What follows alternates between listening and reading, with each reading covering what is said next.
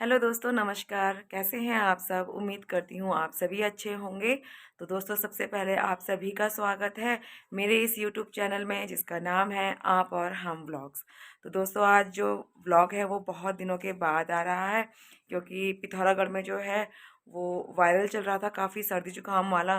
तो मुझे भी बहुत ज़्यादा सर्दी जुकाम था, खांसी थी, लेकिन अब ठीक हूँ। और उसके साथ ही साथ आज है मकर संक्रांति। तो हमारे वहाँ इसे घुघतिया त्योहार के नाम से भी जाना जाता है। तो आप सभी को घुघतिया त्योहार की, मकर संक्रांति की ढेरों शुभकामनाएं। तो दोस्तों, अ, पिथौरागढ़ में घुघते जो हैं वो कली बन चुके हैं और आज जो है उन्हें कौवों को खिलाया जा रहा है। तो मेरी शादी जो है वो अल्मोड़ा के पास में एक गांव है, वहाँ पे हुई है। तो इस वजह से कुछ ऐसी कहानी है कि वहाँ जो गंगा पार है, कहते हैं वहाँ पे एक दिन बाद घुघता बनाया जाता है। तो इस वजह से मैं आज घुघती बनाऊंगी और कल कौवों को दूंगी। तो एक चीज़ मैं आप सभी से कहना चाहती हूँ कि आप सभी अपने बच्चों को घुघते त्योहार के पीछे जो भी कहानी है, लोक कथा है, वो अपने बच्चों को ज़रूर बताएं, क्योंकि हमारे आने वाली पीढ़ियों को ये पता होना चाहिए कि हम क्यों, कौन सा त्योहार क्यों मनाते हैं। तो दोस्तों, उसके साथ ही साथ आज मुझे बुआ के घर जाना है, क्योंकि मेरी बुआ के नाती का आज है बर्तपन। और बर्तपन को हमारे हिंदू धर्म में एक बहुत बड़ा कर्मकांड माना जाता है। तो आज के व्लॉग में मैं आपको दिखाऊंगी कि जो कुमाऊं क्षेत्र है वहाँ पे बर्तपन की जो क्या विधि विधान है वो क्या है और उसके महत्व क्या है। तो व्लॉग में बने रहिएगा।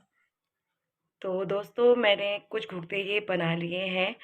ज़्यादा नहीं बनाऊंगी क्योंकि वहाँ बुआ के घर पे भी जाना है ना। तो मैंने अभी जी जितने हो सकते थे ये बना लिए हैं। और ये जो दो हैं ये कौवे के लिए जो पूरियाँ हैं वो हैं, और कुछ घुघते बनाए हैं मैंने, और ये खजूरें हैं। तो आज के लिए मैं इतने ही बना रही हूँ। और अब इनको मैं आ गई है इनको तलने की बारी, तो मैं इन्हें तल लेती हूँ।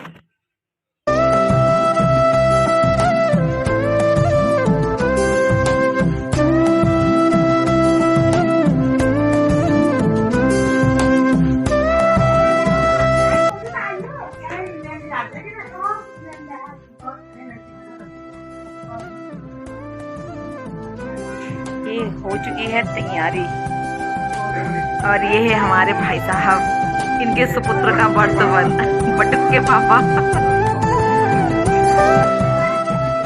इस प्रकार से तैयार की जाती है नवग्रह की बेदी, जिसमें नवग्रह की पूजा होंगी। और ये है हमारे पंडित जी। राधे राधे राधे राधे पंडित जी। इसमें नवग्रह की पूजा होगी ना पंडित जी?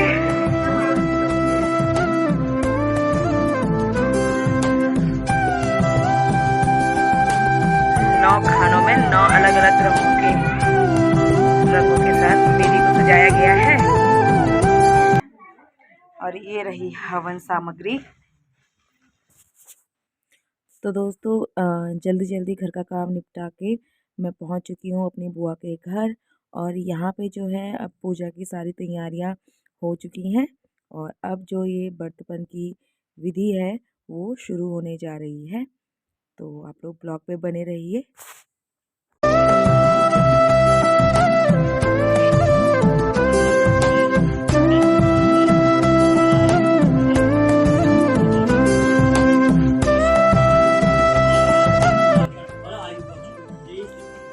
तो दोस्तों, अब ये बनाए जा रहे हैं तिल के लड्डू। गुड़ के मीठे पानी में मिक्स करके इन्हें बनाया जाता है। और हर शुभ कार्य, विवाह, जनेऊ, इनमें बनाए जाते हैं। देख सकते हैं आप लोग।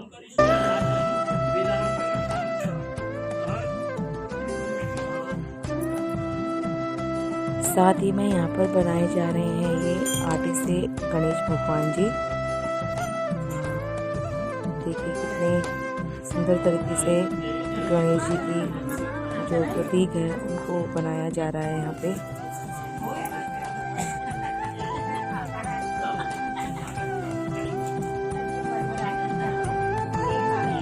इस तरीके से दोस्तों अब इन्हें जो मुख्य द्वार है वहाँ पे स्थापित कर दिया जाता है, कुछ इस तरीके से।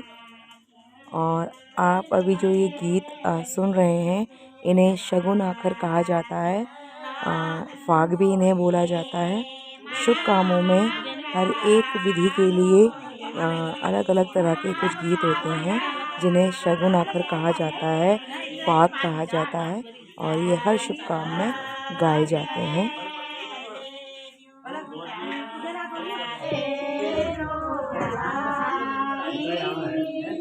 अब इन लड्डुओं के साथ साथ जो है इसी मीठे आटे से पतली पतली पूरियाँ बेली जाती हैं, जिन्हें स्वाल कहा जाता है, जिसमें अब पिठा वगैरह लगाया जाता है और स्वास्तिक का जो है उस पर एक चिन्ह उकेरा जाता है। इस तरीके से आप देखेंगे।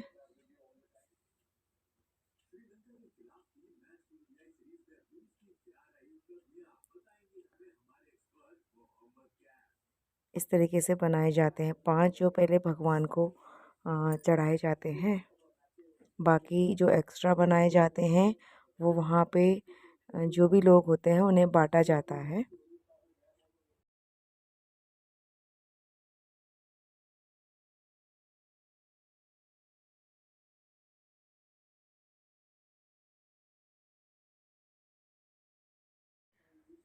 और जब ये बनके तैयार हो जाते हैं, इस तरह की तांबे की तौली, इस बर्तन में इसको तला जाता है घी में। और यहाँ पर भी 5 महिलाएं जो होती हैं इसे चूल्हे पे चढ़ाती हैं और फिर इन्हें जो है तला जाता है।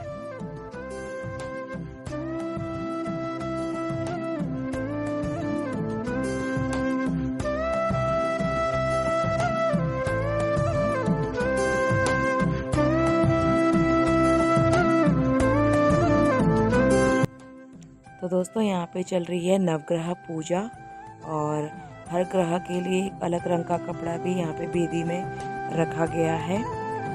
इस पूजा से ग्रहों को अधिक बलवान बनाने का जो है एक उनको जगाने का प्रयत्न किया जाता है। इस तरह से आप देख सकते हैं यहाँ पे प्रसाद वगैरह हवन सामग्री रखी गई है। और अब कुछ ही देर में जो है हवन की भी प्रक्रिया यहाँ पे शुरू होने जा रही है। ये बैठी है मेरी बुआ और कुछ लोग हैं यहाँ पे मेहमान हमारे, और साथ ही में देख सकते हैं आप ये हवन की बेदी। अब थोड़ी देर में हवन होगा यहाँ पे।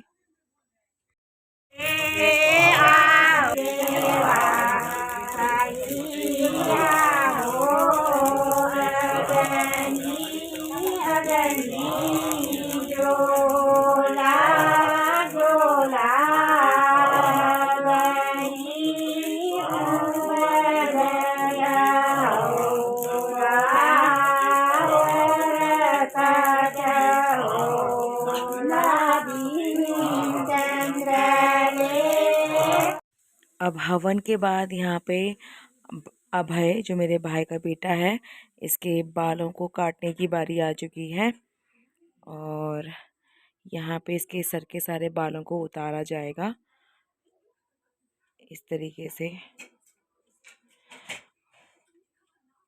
वीडियो बहुत लंबी हो जाएगी, इस वजह से मैं बहुत सारी चीज़ें स्किप कर करके वीडियो बना रही हूँ।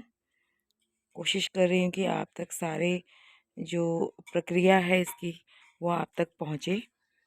और इस तरीके से जो ये पिछौड़ा है उसकी छाँव की जाती है। और अब जो है पंडित जी इसमें कैंची लगाएंगे, और बहन की जो होती है इसमें भूमिका होती है, वो थाल पकड़ती है, वो जिस पे इनके बाल काटे जाते हैं उस पे रखे जाएंगे। तो पलक वहाँ पे आ चुकी है अभी।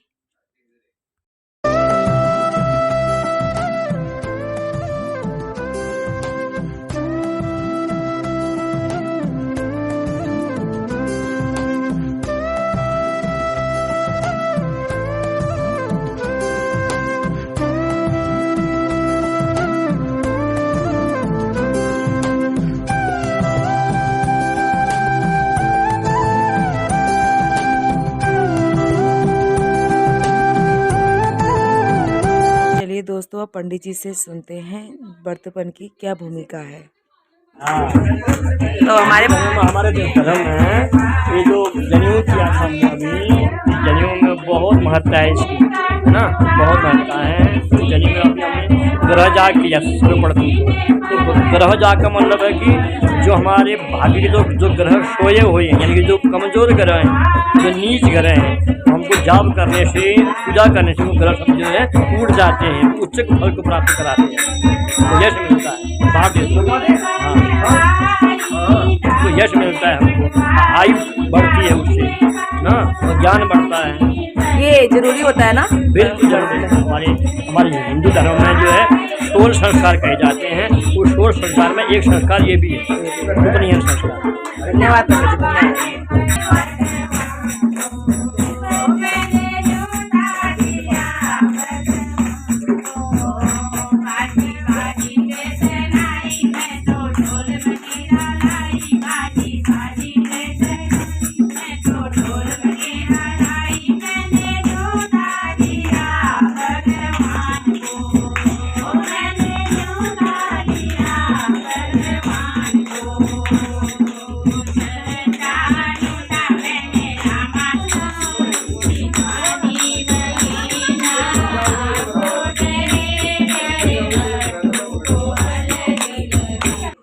यहाँ पे जो है गुरु द्वारा शिक्षा दी जा रही है।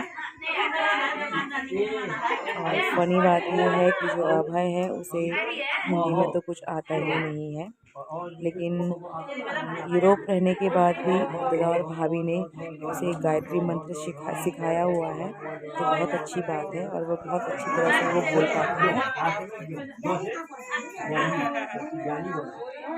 अब यहाँ पे अभय को जनेव जो है वो पहनाया जा रहा है।